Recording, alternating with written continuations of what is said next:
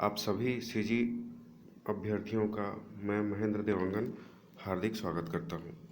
तो economic survey Chhattisgarh के इस कड़ी को आगे बढ़ाते हुए हम अध्याय 3 की ओर चलते हैं और यहाँ पर आपको मिलेगा राज्य आय। ठीक है, तो राज्य आय के बारे में मैं यहाँ पर आपको एक छोटा सा स्टेटमेंट दे देता हूँ कि किसी भी सरकार को, चाहे वह केंद्र सरकार हो चाहे वह राज्य सरकार हो, है ना, तो जब मैं यहाँ पर ये बोल देता हूँ कि गवर्नमेंट जो है, यदि गवर्नमेंट को इनकम होगा तभी वह एक्सपेंडिचर करेगा। ठीक है, मतलब गवर्नमेंट की जो आय होगी, आमदनी होगी, है ना, उसी से वह खर्चे चलाएगा। तो गवर्नमेंट को आमदनी किस किस से होती है, तो ध्यान दीजिएगा, एक छोटा सा मैं व्यू रख रहा हूँ। जैसे कि ये क्या है, सरकार है, गवर्नमेंट है, तो इसको किस प्रकार से प्राप्ति होती है, किस प्रकार से इनकम होती है, तो एक होती है आपकी टैक्स से, दूसरा होता है नॉन टैक्स से, है ना, नॉन टैक्स से। ठीक है, तो अब टैक्स में क्या है, टैक्स में बहुत सारी चीज़ें आती हैं। नॉन टैक्स में क्या है, तो मैं यहाँ पर थोड़ा सा इसको एलाबोरेट करना चाहूँगा। तो नॉन टैक्स में वे सभी इनकम शामिल होंगे, जैसे कि क्या है, कोई भी सरकार, चाहे स्टेट गवर्नमेंट हो चाहे सेंट्रल गवर्नमेंट हो, यदि हम स्टेट गवर्नमेंट के बारे में बात करें तो वह किसी अन्य राज्यों से उधारी ले सकता है। ठीक है, केंद्र सरकार से पैसे ले सकता है, ये सभी के सभी आपके नॉन टैक्स में आते हैं। ठीक है, यदि स्टेट गवर्नमेंट चाहे तो उधारी भी ले सकता है, वो भी आपके नॉन टैक्स में आएगा। Fine, okay. अब जो भी प्राप्तियां होती हैं तो उस प्राप्ति के हिसाब से गवर्नमेंट एक्सपेंडिचर करती है, खर्चे करती है। ठीक है, तो अब एक्सपेंडिचर कैसे करेगी, तो वो एक्सपेंडिचर स्कीम के फॉर्म में होती है। ठीक है, वेलफेयर स्कीम्स, जितने भी वेलफेयर स्कीम्स कोई भी सरकार लाती है, कोई भी योजनाएं लाती है, तो उन योजनाओं के क्रियान्वयन के लिए होने वाली जो खर्चे होते हैं उसे हम लोग एक्सपेंडिचर कहते हैं, खर्चे कहते हैं। ठीक है, तो मैं मेरे हिसाब से आपको ये आइडिया क्लियर हो चुका होगा। अब हम चलते हैं राज्य आय को डिटेल में समझते हैं। ये एक ओवरव्यू रहा राज्य आय का या फिर किसी भी सरकार की आय का। यदि हम यूँ कहें कि एक, जैसे कि मान लीजिए किसी बच्चे को आपने 100 रुपये दिया, अब उस 100 रुपये को वह कहाँ कहाँ पर खर्च करेगा वो उसको पता होगा। या फिर आप यूँ कहें अपने ऊपर भी लीजिए तो भी आपको पता होगा कि वो 100 रुपये को कहाँ कहाँ पर खर्च करने हैं। तो जाहिर सी बात है, जब आपके पास पैसे आएगी तब आप प्लानिंग करेंगे। ठीक है, तो उसी प्रकार राज्य भी अपनी आय की प्राप्तियों को इकट्ठा करने के लिए भिन्न भिन्न प्रकार की टैक्सेस लगाती है, और यदि उन टैक्सों से पूरा नहीं होता है तो वह शुल्क भी लगाती है। ठीक है, जैसे कि शुल्क के लिए हो गया, छोटे स्तर पे यदि हम देखें, ग्राम पंचायत लेवल पे देखें या फिर नगर पंचायत लेवल पे देखें, तो सफाई के लिए शुल्क लिया जा रहा है। ओके, और बिजली के लिए भी शुल्क लिया जा रहा है। यदि किसी प्रकार का और भी अलग मेले की व्यवस्था किया जाए तो फिर वहाँ पर शुल्क लिया जाएगा। लेकिन टैक्स और शुल्क ये दोनों अलग अलग चीज़ें हैं। ठीक है, और बाकी जो डिटेल है जब हम इकोनॉमी सेक्शन में जाएंगे तो डेफिनेटली हम वहाँ पर पढ़ेंगे और डिटेल से। ठीक है, तो आइए हम शुरू करते हैं राज्य आय। ठीक है, ओके, तो राज्य आय को हम शुरू करते हैं। यहाँ पर हम सभी के सभी मुख्य बिंदु को देखेंगे, तो ध्यान दीजिएगा। यहाँ पर यदि आप चाहें तो साइट में जाकर इसको डाउनलोड कर सकते हैं। 376 पेज का है यह, लेकिन सभी के सभी 376 पेज को पढ़ना अनिवार्य नहीं है। और यहाँ पर मैं साइट भी बता देता हूँ, department of economic survey DES.CG। बस इतना आप गूगल में सर्च करेंगे तो आपको यहाँ पर department of economic survey Chhattisgarh निकल जाएगा। उसके बाद फिर आप डाउनलोड कर सकते हैं, लेकिन ध्यान रहे डाउनलोड कर रहे हैं ठीक है, बहुत अच्छी बात है, लेकिन क्या पढ़ना है, कैसे पढ़ना है और क्यों पढ़ना है, तो ये रिलेवेंट होना चाहिए। ओके, तो इसी कड़ी को हम आगे बढ़ाते हुए मुख्य बिंदु की ओर चलते हैं। तो यहाँ पर जैसा कि आप देख पा रहे हैं, वर्ष 2020-21 में प्रचलित भाव में, it is very very important for the exam point of view, वर्ष 2020-21 में प्रचलित भाव में सकल राज्य घरेलू उत्पाद के अग्रिम अनुमान बाजार मूल्य में 3,50,26,983 रुपये हैं। 983 लाख रुपए हैं। 3,50,26,983 लाख रुपए हैं, जो कि वर्ष 2019-20 से 1.54 अधिक अनुमानित है। अब यहाँ पर बोलेंगे आप सर कि यहाँ पर क्या इम्पोर्टेंट है, तो मैं यहाँ पर आपको सलाह नहीं दूंगा कि आप इसको याद रखें। ठीक है, आप इसको याद रखने का सलाह मैं नहीं दूंगा, क्योंकि बाजार मूल्य उतना इम्पोर्टेंट नहीं है, प्रचलित भाव उतना इम्पोर्टेंट नहीं है जितना इम्पोर्टेंट एक स्थिर भाव के लिए है। ठीक है, अब यहाँ पर प्रचलित भाव और स्थिर भाव, आपको तो पूरा का पूरा जो इकोनॉमिक सर्वे है, आर्थिक सर्वेक्षण है, वहाँ पर आपको देखने को मिलेगा एक स्थिर भाव और प्रचलित भाव। तो यदि आप हमारा प्रीवियस वीडियो नहीं देखे हैं तो आप उसे जाकर देख लें। ठीक है, ताकि आपको काफ़ी हेल्पफुल हो। वो ज़्यादा टाइम का वीडियो नहीं है, शॉर्ट वीडियो है, 5 मिनट के आसपास का। तो प्लीज़ आप उसे जाकर देखिए, एक बार में नहीं समझ में आता है, आप उसे दोबारा देखिए, तिबारा देखिए। ठीक है, तो आइए हम आगे बढ़ते हैं। ओके, तो स्थिर भाव क्या होता है, एक छोटा सा मैं रख देता हूँ आधार। तो स्थिर भाव वह भाव होता है, एक इसको हम लोग एक बेस मानते हैं। ठीक है, 2011-12 के अनुसार। और प्रचलित भाव में यहाँ पर आपको ऐसा देखने को नहीं मिलेगा कि 2011-12, क्योंकि यह मार्केट प्राइस पर आधारित है। ठीक है, करंट रेट पर आधारित है, जो बाजार मूल्य है उस पर आधारित है, यह चलायमान होता है। इसलिए प्रचलित भाव में कोई भी बेस नहीं माना गया है और स्थिर भाव में बेस माना गया है। ठीक है, और डिटेल के लिए वो प्रीवियस वीडियो देख लीजिएगा। ओके, तो आगे बढ़ते हैं हम। यहाँ पर जैसा कि आप देख सकते हैं, मैं थोड़ा सा इसको और बड़ा कर देता हूँ। जैसा कि आप यहाँ पर देख सकते हैं, ये चालू मूल्य पर आपको ये याद रखने का रिक्वायरमेंट बिल्कुल भी नहीं है, आप इसको याद ना रखें। ठीक है, आगे हम बढ़ते हैं। वर्ष 2020-21 के स्थिर भाव, ये इम्पोर्टेंट है स्थिर भाव। अब ये स्थिर भाव कब से लिया गया है, तो ये भी इम्पोर्टेंट है आपका, 2015 से इसको लिया गया है। स्थिर भाव को 2011-12 स्थिर भाव का बेस माना गया है। 2011-12 कब से लिया गया है, कब से यह 2011-12 माना गया है, तो 2015 से। इसके पहले 2004-5 चल रहा था। ठीक है, तो ये क्यों इम्पोर्टेंट है, ये कैसे इम्पोर्टेंट है, आपको समझ में आ रहा होगा। ठीक है, तो आगे बढ़ते हैं। सकल राज्य घरेलू उत्पाद के अग्रिम अनुमान बाजार मूल्य पर 2,45,45,166 रुपए है। तो अब ये इम्पॉर्टेंट हो जाता है आपका एग्ज़ाम के पॉइंट ऑफ व्यू से, जो कि वर्ष 2019-20 से ऋण 1.77% कमी होने का अनुमान है। अब यहाँ पर देखिए जी कि क्या इम्पॉर्टेंट है, तो यहाँ पर मैं आपको ये सलाह नहीं दूंगा कि ये इम्पॉर्टेंट है, ये इम्पॉर्टेंट है।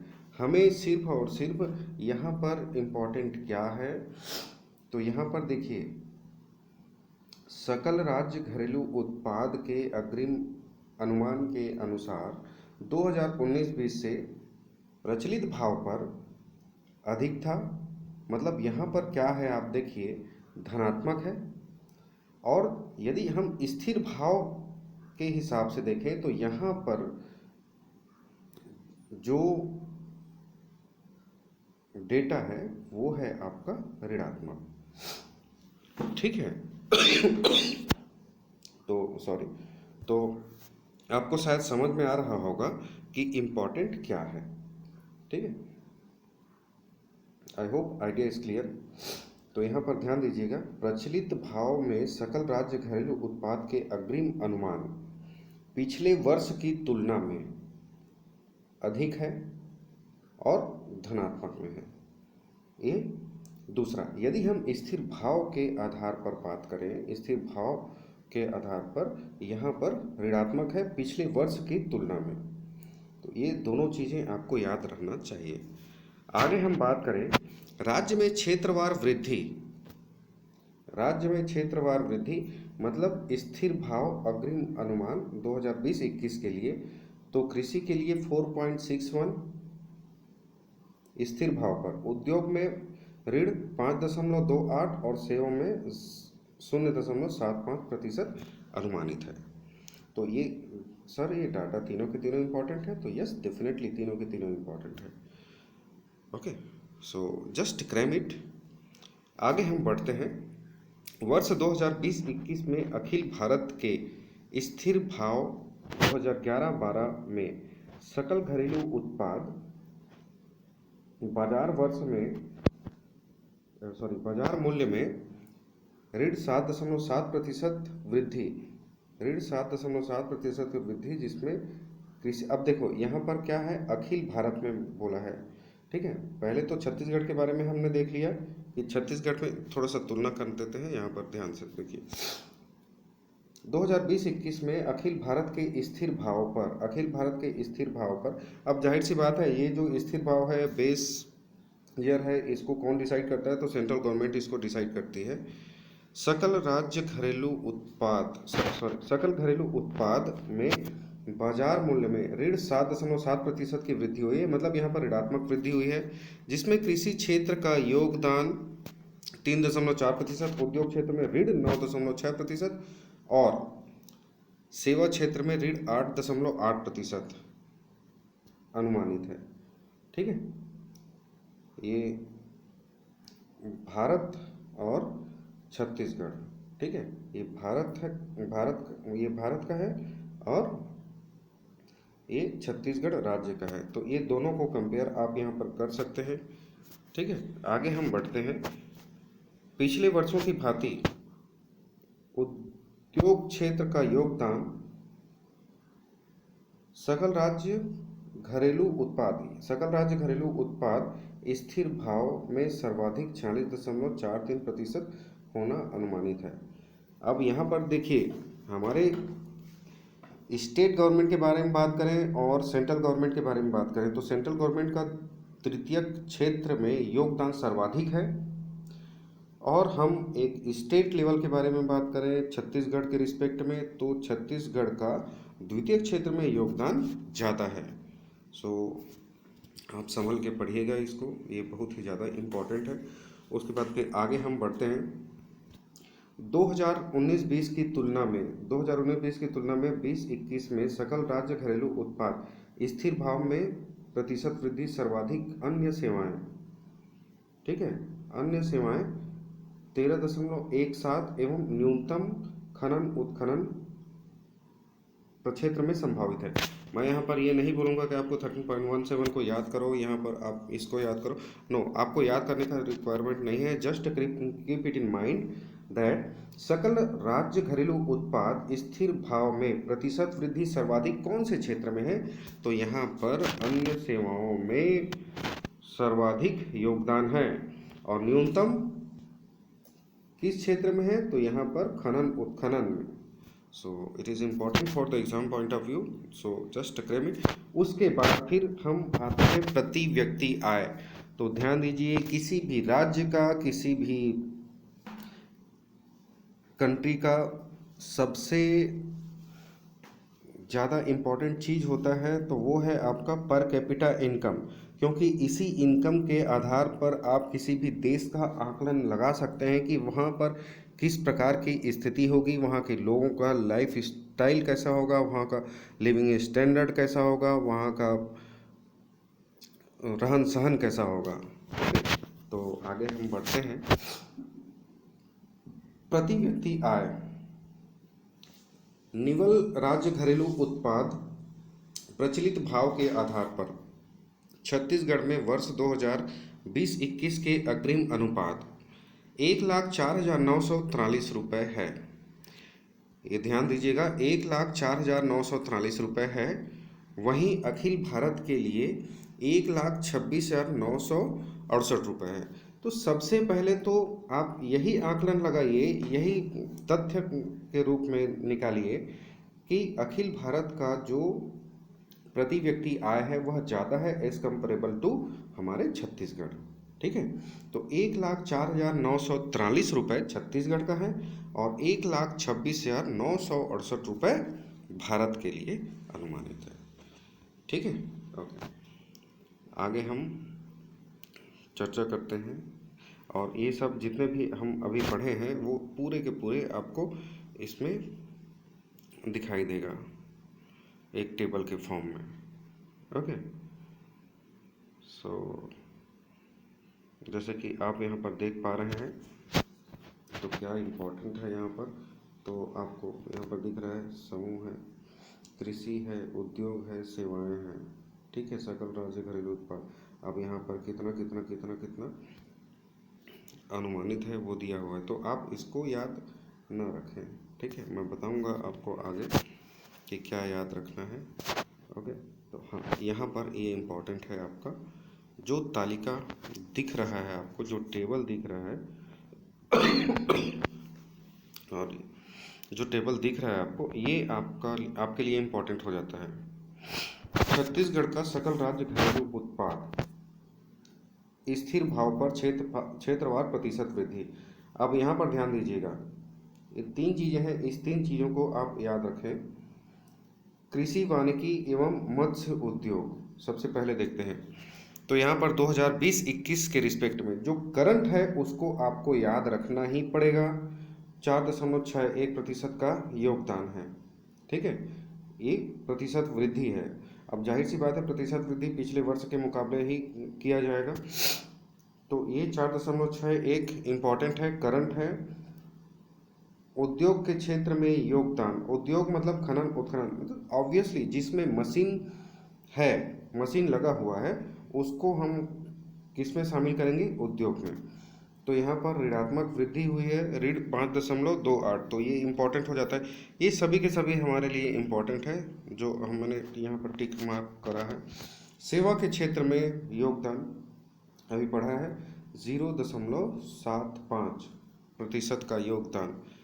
अब बाजार मूल्य के आधार पर हम बात करें तो बाजार मूल्य के आधार पर भी यहाँ पर आपको ऋणात्मक देखने को मिल रहा है। ठीक है, so it is very very important for the exam point of view, so just cram it. इसको करना पड़ेगा, हाँ करना पड़ेगा। अब देखिए, यदि हम पर्टिकुलर कृषि, वानिकी और मत्स्य उद्योग के बारे में हम बात कर रहे हैं, तो अब यहाँ पर 2016-17 दिया है, 2017-18, 18-19, 19-20। ठीक है जी, ओके। तो अब इसको हम लोग थोड़ा सा ध्यान से देखते हैं। तो यहाँ पर उल्टा देता हूँ, यहाँ पर ध्यान से देखने पर आपको क्या लग रहा है, 2016-17 में 21.28% का योगदान, ऋण 10.9, 9.78, 3.67।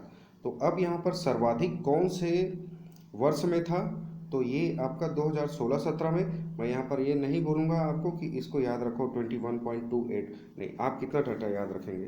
सो जो इम्पोर्टेंट नहीं है, रिलेवेंट नहीं है, आप उसको छोड़ दें। ठीक है, तो 2016-17 में सर्वाधिक था और न्यूनतम कब था, तो मैंने यहाँ पर भी टिक लगा दिया 2017-18 में। ठीक है, अब यहाँ पर 2016-17, 2017-18 इसलिए लिया जा रहा है क्योंकि यदि हम फाइनेंशियल ईयर के बारे में बात करें तो फाइनेंशियल ईयर आपका कहाँ से स्टार्ट होता है, 1 अप्रैल से आपका 31 मार्च तक चलता है आपका फाइनेंशियल ईयर।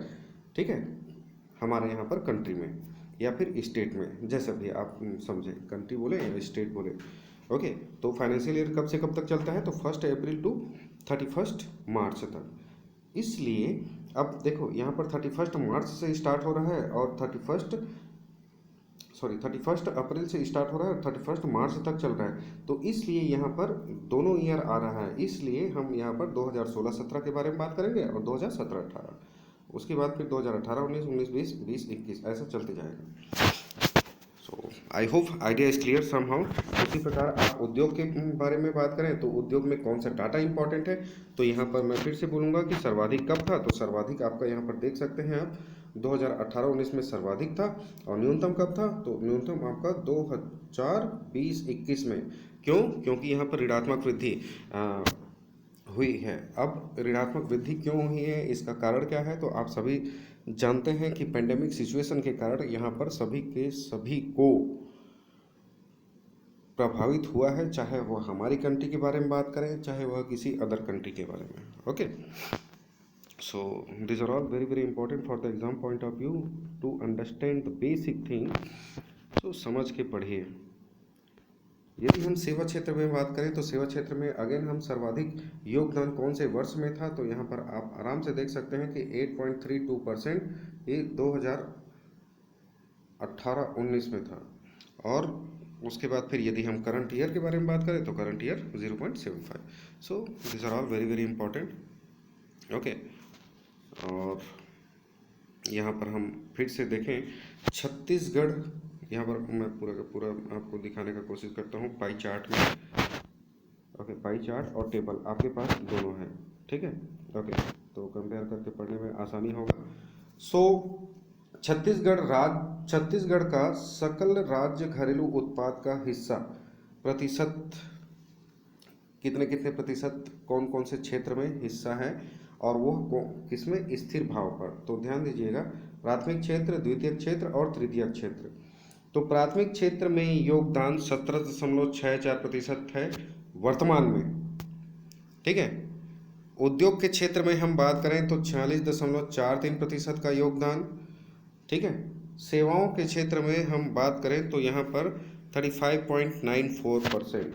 तो यहाँ पर सर क्या ये जो तीनों के तीनों डेटा हैं वो हमारे एग्ज़ाम के पॉइंट ऑफ व्यू से इम्पॉर्टेंट है? तो यस, डेफिनेटली हमारे एग्ज़ाम के पॉइंट ऑफ व्यू से इम्पॉर्टेंट है। ये तीनों के तीनों डेटा आपको याद करना ही पड़ेगा, आपके पास और कोई चारा नहीं है। ओके, तो आगे हम बढ़ते हैं। प्राथमिक क्षेत्र के बारे में हम बात करें, कृषि, वानिकी और मत्स्य उद्योग, तो 2015-16, 16-17, 17-18, 18-19, 19-20, तो 2015-16 से लेकर 2020-21 तक दिया है। तो सर्वाधिक योगदान किस में है? ठीक है, तो सर्वाधिक योगदान आपका 2016-17 में है। किस क्षेत्र में? प्राथमिक क्षेत्र में योगदान सबसे ज़्यादा किस में है? 2016-17 में, ठीक है। और सबसे कम किस में है? तो यहाँ पर आप 2019-20 में करेंगे, ठीक है। आई होप आइडिया इज क्लियर। यदि हम उद्योग क्षेत्र के बारे में बात करें या फिर द्वितीय क्षेत्र के बारे में बात करें तो सर्वाधिक योगदान हमारे छत्तीसगढ़ के रिस्पेक्ट में द्वितीय क्षेत्र में है। लेकिन हम भारत के रिस्पेक्ट में बात करें, भारत के परिप्रेक्ष्य में बात करें तो भारत में तृतीय क्षेत्र में योगदान सर्वाधिक है। ओके, तो उद्योग के क्षेत्र में सर्वाधिक वृद्धि कौन से वर्ष में रहा? तो कौन से वर्ष में रहा? तो ये है आपका 2018-19, ठीक है। और सेवा के क्षेत्र में सर्वाधिक कब रहा? देखो, सेवा के क्षेत्र में सर्वाधिक कब रहा? तो यहाँ पर आप क्लियरली देख सकते हैं 2015-16, ठीक है। 2015-16 नहीं जी, 2015-16 कैसे, 2020-21, ठीक है, 2020-21, ठीक है। और सबसे कम कब रहा? तो सबसे कम आपका यहाँ पर 2018-19, ठीक है। ओके, और ये भी आपका ध्यान से देखिए, पाई चार्ट दिया हुआ है, पाई चार्ट के माध्यम से आप समझ सकते हो, यहाँ है ना। ओके, यहाँ पर क्लियरली बता दिया है, उद्योग वाला जो है वो ये है, तो यहाँ पर हमारा उद्योग है 2015-16 में, पहले भी उद्योग में था, अभी भी उद्योग में है, ठीक है। उसके बाद फिर जैसे सेवा के क्षेत्र में वृद्धि तो डेफिनेटली हुआ है, लेकिन बहुत ही कम हुआ है और इसी को आगे बढ़ाना है, ठीक है। यही हर सरकार का उद्देश्य रहता है। ओके, तो सकल राज्य घरेलू उत्पाद के अग्रिम अनुमान वर्ष 2020-21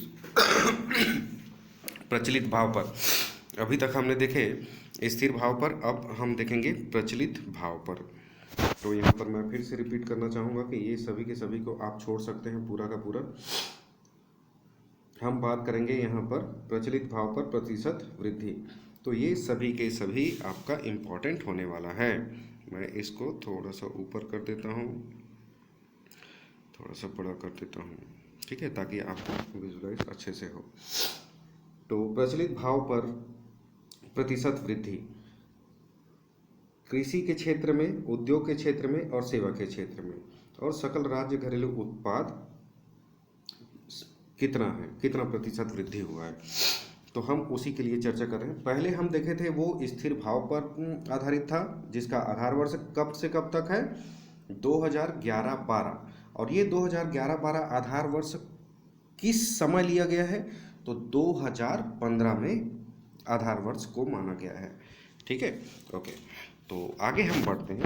अब क्यों माना गया है, कैसे माना गया है, यह आपको नेक्स्ट वीडियो में मिलेगा, ठीक है। या फिर हम यूँ कहें कि जब हम इकोनॉमिक सेक्टर में पढ़ेंगे, इकोनॉमी के बारे में हम पढ़ेंगे, अर्थव्यवस्था के बारे में पढ़ेंगे, तो फिर वहाँ पर हम डिटेल में उसके बारे में चर्चा जरूर करेंगे, ठीक है।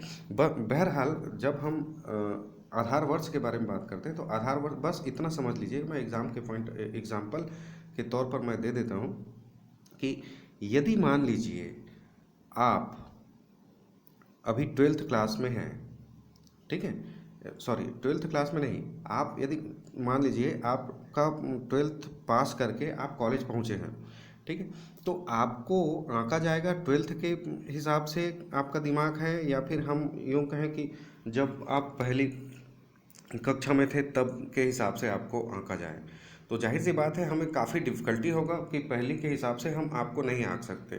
करंट जो है आप पास आउट करके आए हुए हो तब के हिसाब से हम किसी का आकलन करेंगे ऑब्वियसली, ठीक है। तो बस इसीलिए आधार वर्ष को चेंज होना ज़रूरी है, और भविष्य में भी इस साल या अगले साल आधार वर्ष को चेंज किया जा सकता है। Okay, so these are all very very important for the exam point of view, so just keep it in mind, आधार वर्ष 2011-12 2015 में लिया गया है, ठीक है। अब आते हैं हम वापस प्रचलित भाव पर प्रतिशत वृद्धि दर। तो यहाँ पर प्राथमिक क्षेत्र, कृषि, वानिकी और मत्स्य उद्योग के लिए देखते हैं, करंट में 10.4, द्वितीय क्षेत्र में हम देखते हैं, द्वितीय क्षेत्र में ऋण 3.34% की वृद्धि, सेवा के क्षेत्र में 3.34, यहाँ पर प्रतिशत धनात्मक है। ध्यान दीजिएगा, एक ही जगह पर ऋणात्मक है, ये है आपका द्वितीय क्षेत्र में, और द्वितीय क्षेत्र में प्रचलित भाव पर सकल राज्य घरेलू उत्पाद के बारे में हम बात करें तो यहाँ पर योगदान है टोटल 1.54, इट इज़ इम्पॉर्टेंट, 1.54, ठीक है। अब उसी प्रकार यदि हम 2016-17, 17-18, 18-19, 19-20, तो सर्वाधिक कब है इसको देखना है ध्यान में, तो सर्वाधिक है आपका 2016-17 प्राथमिक क्षेत्र के लिए, ठीक है। न्यूनतम कब है, न्यूनतम कब हुआ, तो 2017-18, आप यहाँ पर देख सकते हैं। मैं यहाँ पर फिर से बोलूँगा, डेटा को आपको याद रखने का रिक्वायरमेंट बिल्कुल भी नहीं है, कब कैसे हुआ यह सिर्फ समझिएगा, ठीक है। डेटा कहाँ कहाँ पर याद करेंगे, डेटा आप याद करेंगे करंट ईयर में, बस करंट ईयर में, उसके बाद फिर कब हुआ था सर्वाधिक और न्यूनतम कब, ठीक है, उसके बाद फिर औसत कब, बस इतना। उसके बाद फिर हम आगे बढ़ते हैं, उद्योग क्षेत्र या द्वितीय क्षेत्र, द्वितीय क्षेत्र में सर्वाधिक कब था, तो द्वितीय क्षेत्र में सर्वाधिक आप देख सकते हैं यहाँ पर 2017-18 में था, ठीक है, और न्यूनतम तो आप देख ही रहे हैं यहाँ पर ऋणात्मक 2020-21। सेवा के क्षेत्र में सर्वाधिक कब था, तो 2018-19, और यहाँ पर न्यूनतम कब, तो न्यूनतम आपका 2020-21, या फिर यूँ कहें हम न्यूनतम जो है आप देख सकते हैं प्रचलित भाव पर, ये 2020-21 में पूरा का पूरा सभी के सभी को न्यूनतम है, कारण पेंडेमिक सिचुएशन है ना, कोविड महामारी के कारण। ओके, एक ग्राफ में देखना चाहे तो ग्राफ में देख सकते हो आप इसको, राइट। आगे हम बढ़ते हैं, देखिए जो ये ग्राफ देख रहे हैं आप यहाँ पर और यहाँ पर, ये आपका ऋणात्मक वृद्धि है, ठीक है ना। आगे हम बढ़ते हैं। सकल राज्य घरेलू उत्पाद का प्रतिशत हिस्सा, प्राथमिक क्षेत्र, द्वितीयक क्षेत्र और तृतीयक क्षेत्र। तो ध्यान दीजिएगा, प्राथमिक क्षेत्र में 22.69, 22.69, ओके, प्राथमिक क्षेत्र में 22.69, द्वितीयक क्षेत्र में 39.62, सेवा के क्षेत्र में 37.69। तो ये सभी के सभी आपका करंट वाला तो इम्पॉर्टेंट रहेगा। उसके बाद फिर यहाँ पर आप देख सकते हैं कि प्रचलित भाव पर सर्वाधिक वृद्धि प्राथमिक क्षेत्र में कब हुई थी। तो प्राथमिक क्षेत्र में वृद्धि कब हुई थी, तो 2016-17। उसी तरह हम न्यूनतम के बारे में बात करें तो न्यूनतम आप यहाँ पर देख सकते हैं 2015-16, ठीक है। उद्योग क्षेत्र या फिर द्वितीय क्षेत्र के बारे में हम बात करें तो सर्वाधिक यहाँ पर आपको दिखाई दे रहा है कहाँ पर, तो 43.97, और न्यूनतम, तो न्यूनतम आप यहाँ पर देख सकते हैं 2020-21। आगे हम बात करें सेवा के क्षेत्र में, तो सेवा के क्षेत्र में सर्वाधिक 36.66, ओके। तो ये इम्पॉर्टेंट है आपका 36.66, ये यहाँ पर आपका दोनों सेम रहा। लेकिन 2019-20 में जैसा हम देखते हैं तो सर्वाधिक आपका 37.21 यहाँ पर दिख रहा है। और यहाँ पर हम प्रचलित भाव पर सेवा के क्षेत्र में देखें तो 37.69। तो सेवा के क्षेत्र में सर्वाधिक आपको 2020-21 में, तो ये हमारे लिए काफ़ी इम्पोर्टेंट हो जाता है क्योंकि सेवा के क्षेत्र में सर्वाधिक योगदान पेंडेमिक सिचुएशन के दौरान रहा है ना। तो ये हमारे लिए काफ़ी इम्पोर्टेंट है, ओके। तो आज के इस लेक्चर में हम इतना ही रखते हैं। नेक्स्ट सेशन में हम इसके बारे में और डिटेल एनालिसिस करेंगे। इस कड़ी को हम आगे और बढ़ाएंगे, ठीक है। यहाँ से हम शुरुआत करेंगे सकल राज्य घरेलू उत्पाद के अनुमान वर्ष 2019-20, ठीक है। क्या है, कैसा है ना, क्या क्या शामिल है आगे आने वाले जो तारीख। ये देखिए, हम यहाँ पर पेज नंबर भी बता देते हैं आपको, है ना। यहाँ पर पेज नंबर आपका कितना है, 49, ठीक है। तो पेज नंबर 49 से स्टार्ट करेंगे हम आने वाले हमारे जो नेक्स्ट वीडियो है उसमें, ओके। ये सभी के सभी को हम पढ़ेंगे। ये जितने भी आपके टेबल दिखाई दे रहे हैं तो इस टेबल में क्या इंपॉर्टेंट हो सकते हैं हमारे लिए, क्या इंपॉर्टेंट नहीं हो सकते। सो ये सभी के सभी को हम डिटेल में डिस्कस करेंगे नेक्स्ट सेशन में। तब तक पढ़ते रहिए, हंसते रहिए, मुस्कुराते रहिए। Thank you.